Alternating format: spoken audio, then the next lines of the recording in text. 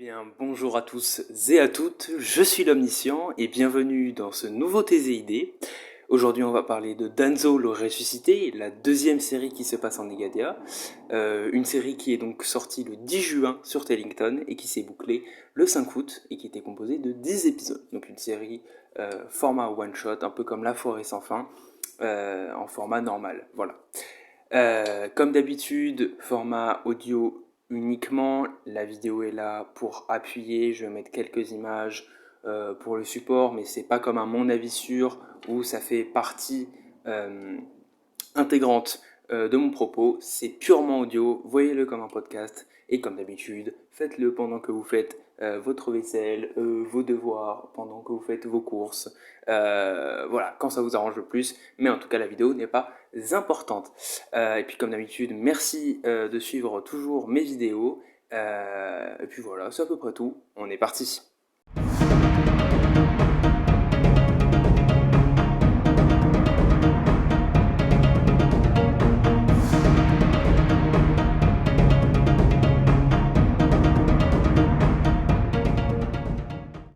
Donc on va parler de Danzo le ressuscité, donc comme j'ai dit la deuxième série qui se passe en Negadia, la troisième si on compte la cinquième porte, mais là je parle vraiment de série originale Tellington, exclusive à Tellington, voilà, dans cette idée-là. Donc une série qui se passe en Akubo, qui est pour l'instant, j'allais dire, le seul territoire qu'on n'avait pas découvert, oui et non, parce qu'on n'a pas vraiment vu le Grand Frost en haut, ni les autres îles Zatarian. Je crois qu'on avait vu que la Domia, il me semble, ou Prosperia, une des deux. Je crois que c'est la Domia qu'on a vu dans la cinquième porte. Donc voilà, on n'a pas encore vu... on n'a pas encore vu tout, mais en tout cas voilà, ça fait une nouvelle île qu'on découvre, un nouveau climat, un nouvel endroit de la planète. Donc on le sait, avec le temps, le monde des Gadia est similaire au monde humain, un peu une sorte de parallèle. Alors ensuite, évidemment, géographiquement, c'est pas la même chose. On peut y voir des similitudes, mais on peut aussi voir beaucoup de contradictions.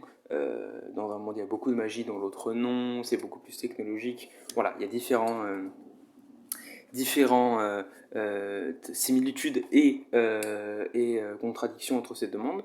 Mais donc voilà, on découvre le monde d'Akubo qui est donc très similaire à un monde du Japon féodal, des empires chinois. Alors je sais même pas en fait au final à quoi ça ressemble plus entre le Japon féodal et les empires chinois parce que je suis pas assez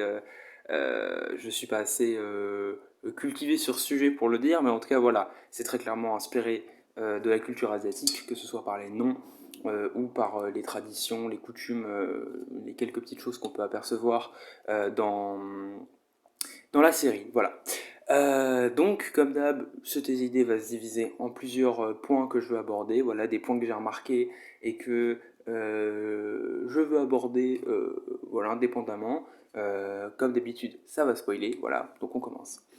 Donc, le clan Farwell, tout d'abord. Donc, on a Yalbert et Thomas Farwell. Donc, on a du début à la fin de la série pas d'indication sur quelle relation ils ont exactement avec Farwell, donc le chef du quartier du silence, le chef des armées d'Isenak et de l'Alliance autonome. Donc, moi, la théorie que je m'en fais, c'est que Yalbert, c'est la mère de Farwell et Thomas, c'est son fils, mais il n'en reste qu'on n'a pas eu de confirmation. Alors, je crois qu'il y a un moment où Satoshi en parle et donne une piste, mais je ne sais pas si elle est confirmée. Ce que je sais, c'est que c'est juste évoqué. Voilà, donc là-dessus, j'ai pas trop d'idées. Enfin, si, justement, j'ai des idées, mais il n'y a pas de confirmation. Donc voilà, donc ce que je trouve intéressant avec ça, c'est que à la fois, il y a cette idée de que font-ils en Akubo, ce qu'on va un peu comprendre par la suite, mais aussi ce qu'on ne sait pas trop, parce que ce qu'on sait donc, c'est que Danzo, il a une liste de personnages qu'il a dû capturer pour ensuite les rendre à Kozaburo, qui ensuite allait les livrer à l'Empire, et voilà, tout le reste du plan, etc. Il reste des flous sur ce projet-là. Est-ce que c'était que en Akubo? Est-ce qu'il pouvait aller les capturer partout à travers Egadia? Voilà, ça c'est des choses qu'on ne sait pas. Moi, ma théorie, c'est que Kozaburo faisait venir des gens chez lui, ou du moins en Akubo, que ensuite Danzo capturait, mais on n'en est pas encore trop sûr, et puis il y a le fait qu'on l'a vu dans Drone Egadia qui pose des questions, mais ça on en discutera un peu plus tard. Et donc par rapport à ça, c'est possible que le clan Farewell ait été invité par exemple par le seigneur Yamato, l'empereur Yamato même plutôt, qui les a invités en visite officielle ou je sais pas, pour quelque chose, et que à cette occasion Kozaburo a saisi l'occasion pour les rajouter dans la liste et euh, demander à Danzo de les capturer. Mais c'est aussi possible que ce soit Farwell qui les ait envoyés là-bas en espérant qu'ils soient loin de la guerre, loin de tout ça, et que lui-même ne soit pas tenté d'agir en fonction d'eux parce qu'il les savait en sécurité là-bas. Donc voilà. Par contre, ce qui est intéressant du coup, c'est de voir que on sait que l'Alliance autonome est composée de Isenak, d'autres cités-États et de Akubo. On sait que le Saint-Empire Carousel, le Royaume de la Corne et Castelbremise donc n'en font pas partie, mais on sait voilà qu'ensuite il y a Isenak, les autres cités-États et donc Akubo, et donc c'est intéressant de voir que visiblement il y a un échange qui est possible entre ces différents pays, nations, cités-États qui composent l'Alliance autonome. Alors pourquoi je dis ça? Parce qu'évidemment vous allez me dire, bah, ils communiquent entre eux au Parlement, ils mènent la guerre ensemble. C'est parce que jusqu'à présent on ne savait pas si c'était juste une alliance de circonstances et qu'ils avaient que c'était même pas une question de se poser est-ce que on peut aller dans tel endroit parce qu'on fait partie d'Alliance. Par exemple, je suis quelqu'un qui habite à Isenac, je peux aller dans une autre cité-état parce que je fais partie d'Alliance ou quoi que ce soit. C'était plutôt juste on mène une guerre ensemble, on parle que du front. Où il y a plus derrière, est-ce qu'il y a des échanges économiques, etc., etc. Donc évidemment, on a des éléments de réponse. Le fait que Isenac soit un carrefour du commerce, évidemment, c'est qu'ils font du commerce avec d'autres choses, donc possiblement les autres cités-États. Pareil, je pense que l'Alliance autonome, c'est pas que éthiquement que toutes les cités-États on les ont rejoints, il y a certainement des enjeux financiers importants. Je pense que s'il n'y avait même pas d'enjeux financiers, certains auraient rejoint l'Empire de Rockwell, tout simplement. Donc voilà, et le fait que les Farwell ont pu venir jusqu'en Akubo, ça montre qu'il y a un échange en tout cas qui est possible, il y a un flux de population qui est possible entre ces différents endroits et qu'il y a un peu plus qu'une alliance militaire derrière. Voilà. Euh, et donc je pense une alliance commerciale et peut-être d'autres, mais c'est pas encore trop explicité. Voilà. Ensuite, point rapide sur le conseiller Kimchi. Je vais être furtif là-dessus parce qu'il est décédé au chapitre 4 et qu'il n'y a pas grand-chose à dire. Mais le point que je voulais souligner, que j'ai trouvé assez drôle, c'est le fait qu'il avait la même voix que Lee Borgne dans La Forêt sans fin. Donc on ne peut pas dire que c'est lui parce que... déjà parce qu'il n'a pas été transformé, parce que Lee Borgne est une autre histoire et qui vient du royaume de la Corne en Egadia. Mais je trouve ça drôle que les salauds, ou du moins les lâches, on va dire, aient la même voix dans l'univers de Super Flame. Donc voilà, j'ai trouvé ces éléments-là. Alors oui, les Boubars, il n'a pas exactement la même voix, il a des mimiques en plus, c'est un peu plus arrondi, un peu plus grave, etc. Mais ils ont la même intonation, et ça, je trouve ça drôle. Voilà. Ensuite, on passe donc au lettré Camin, Cornelius et entre parenthèses Camélia, qui forment tous les trois un trio assez intéressant parce qu'en en fait, on se rend compte, alors faudra voir un peu plus, mais on sait que c'est grâce au lettré Carmin que dans la cinquième porte, ils ont pu atteindre Camélia qui était cachée sur l'île aux âmes, puis Cornelius. Et c'est intéressant de voir que tous les trois, donc là il n'y en a que deux dans Danzol ressuscité, mais de manière plus générale, tous les trois forment une sorte de petit groupe qui fonctionne plutôt bien, qui arrive à aider. On va voir s'ils seront utilisés dans le futur. Mais bon, déjà, je suis convaincu de l'importance de Camélia et Cornelius dans le futur du SSU, hein, ça c'est pas à reprouver. Mais Karma, j'en suis sûr aussi. Parce qu'il est très pragmatique et il a des bonnes relations. Il fait partie de l'ordre des lettrés. Alors c'est pas un archilettré, mais je pense qu'il pourrait l'être. Et, euh, et euh, il est très débrouillard aussi. Il a réussi à envoyer un corbeau voyageur ou Un corbeau? Je crois que c'était un corbeau ou un pigeon, parce que normalement c'est un pigeon, mais je crois avoir entendu corbeau. Bref, peu importe. Il a réussi à envoyer en tout cas un message à Cornelius pour le faire venir. Donc voilà, je voulais faire une petite aparté là-dessus. Ça fait toujours plaisir de revoir Cornelius et donc Carmin aussi, qu'on n'avait pas revu depuis la cinquième porte. Et je suis sûr de leur importance, et notamment au vu de la traîtrise de Firmin dans Andronégadia qui n'est pas encore découverte et il est toujours présent oula, il est toujours présent dans la cinquième porte. Je pense que si un jour Firmin se fait démasquer, Carmin prendra sa place à la tête d'Isénac et peut-être même d'un nouvel ordre égadien après la guerre, je sais pas. En tout cas, voilà, je pense qu'il aura une place importante à jouer.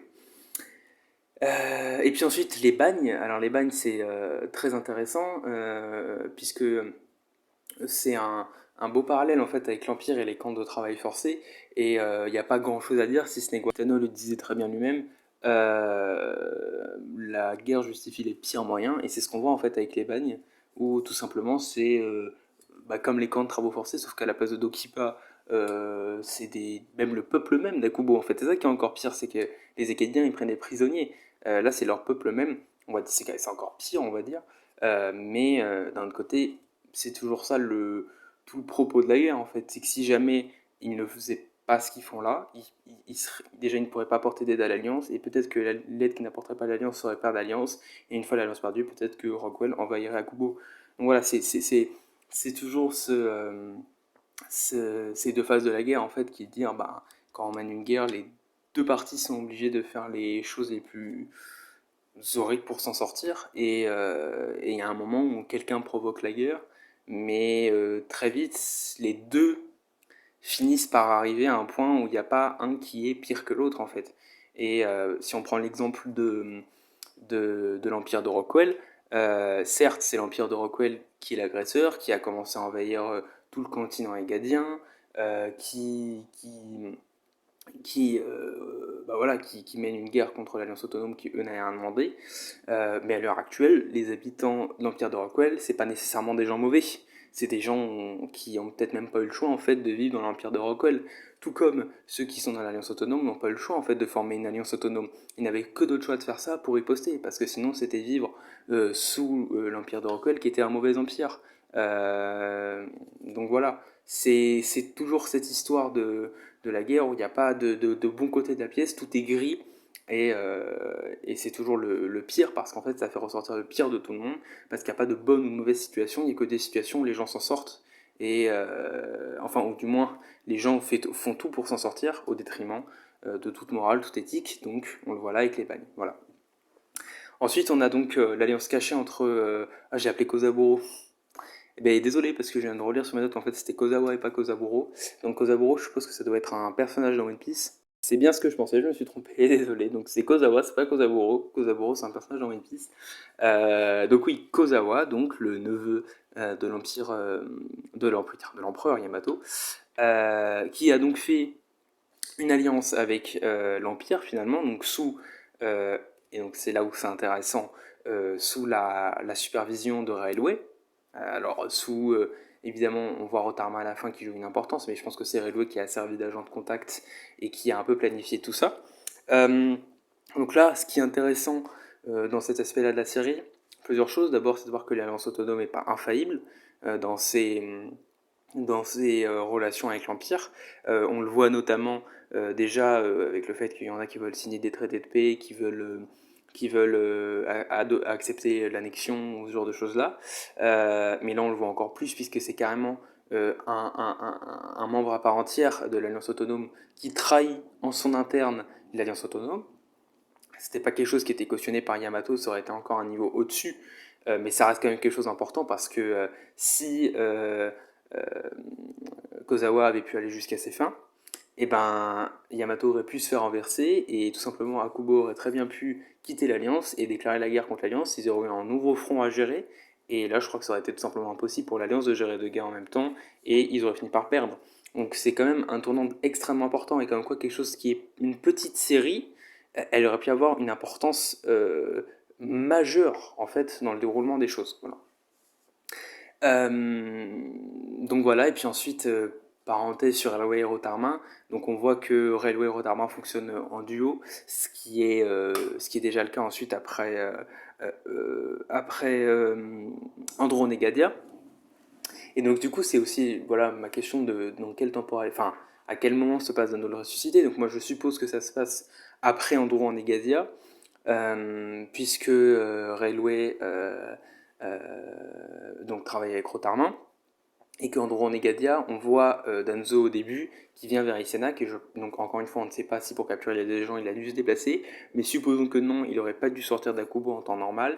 Par contre, une fois que la série s'est finie, c'est normal qu'il sorte d'Akubo, s'il rejoint les forces de l'Alliance Autonome, si je sais pas, il va discuter stratégie avec Talbot et Farwell, qui va sur le front, ce genre de choses là, voilà.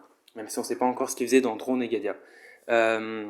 Donc ce sera intéressant de voir dans le futur comment sera réutilisé Danzo, et aussi de voir à quel point va être important le duo Railway-Rotarmin, qui m'a l'air d'être, enfin je vais dire, une entité à part au sein même de Rockwell, et on a l'impression qu'à côté, Richard gère une sorte d'autre branche politique, etc., et que toute la partie exécutive de l'armée est gérée par Rotarmin, qui, j'ai l'impression, forme un duo maintenant avec Railway, et ça va à la limite être eux les plus gros ennemis dans toute cette histoire.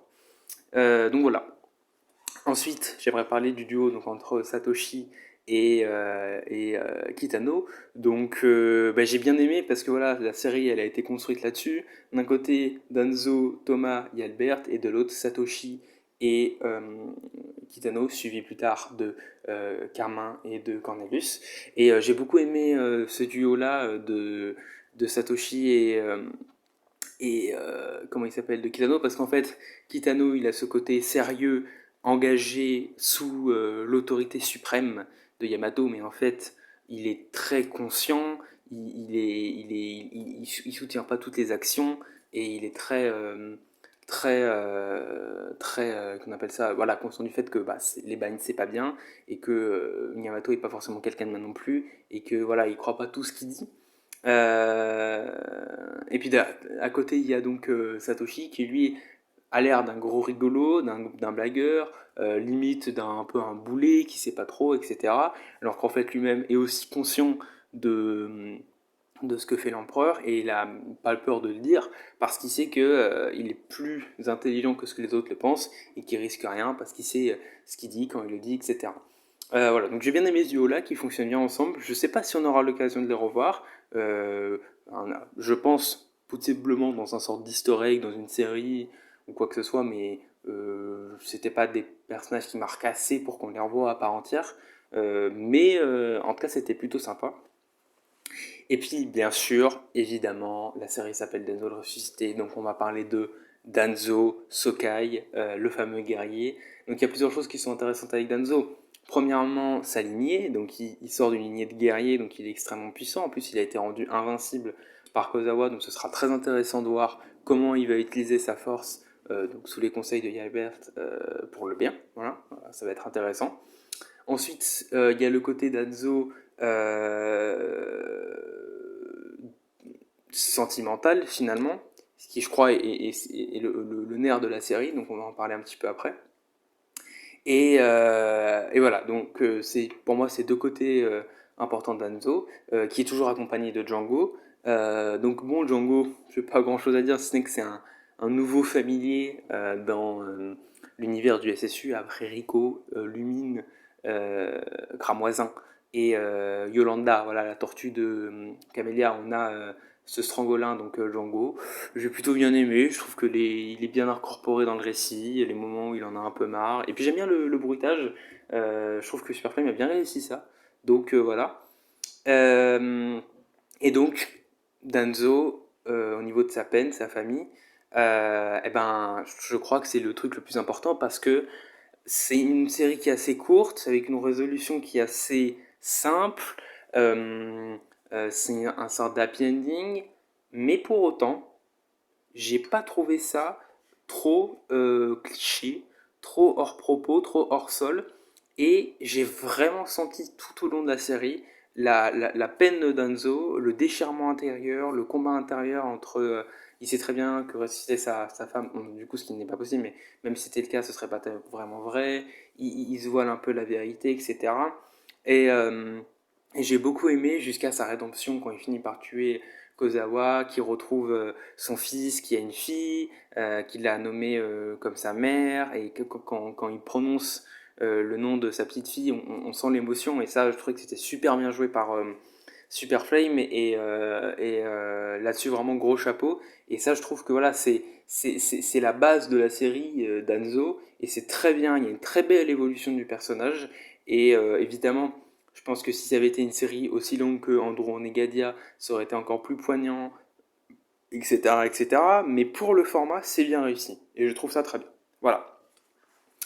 Donc voilà, c'est à peu près tout ce que j'ai à dire sur Danzo le ressuscité. Donc comme j'ai dit tout à l'heure, je pense que c'est un format one shot. Donc pour moi, il n'y a pas de raison qu'il y ait une potentielle suite ou une saison 2 ou quoi que ce soit.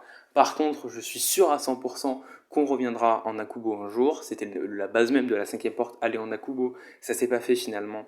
Mais je suis sûr qu'on reviendra en Akubo. Je suis sûr qu'on reverra Danzo au futur et qu'il aura un rôle important à jouer. Et j'ai bien aimé tout ce qu'a apporté cette série en 10 épisodes. Et ça fait vraiment un sorte de complément à Andro Negadia, parce que la série elle a commencé après le début d'Andro Negadia, elle s'est terminée avant la fin d'Andro Negadia. Ça a apporté un petit complément, une sorte d'harmonie du tout. Et ça, j'ai plutôt bien aimé. Et la série elle se réussit très bien en elle-même. Et voilà, j'apprécie beaucoup. Voilà. Ben voilà, écoutez, c'était tout pour cette critique, pour ce TZID. J'espère que ça vous a plu. N'hésitez pas à me laisser un commentaire en me donnant votre avis sur Danzo le ressuscité, ce qui vous a plu, ce qui vous a moins plu, sur la vidéo aussi pour que je puisse m'améliorer. Le prochain TZID, c'est donc sur la créature des champs. Ça sortira la semaine prochaine. Je vous remercie de m'avoir écouté. N'hésitez pas à liker la vidéo si elle vous a plu et à vous abonner si vous voulez ne pas louper les prochaines vidéos. Et puis voilà, merci encore de m'avoir écouté. Je vous souhaite une très bonne journée. C'était l'Omniscient. Ciao.